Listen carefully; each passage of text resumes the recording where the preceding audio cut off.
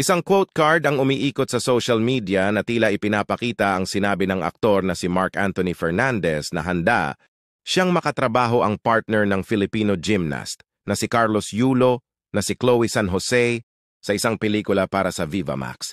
Ayon sa mga ulat, ang quote card ay naglalaman ng pahayag na kung papayag si Carlos Yulo, game ako diyan. Sino ba namang hindi Chloe San Jose na yan eh? Kasama sa mensahe ang hashtag na VivaMax na nagpapahiwatig na ang nasabing proyekto ay para sa Viva Max, isang kilalang platform para sa mga pelikulang lokal.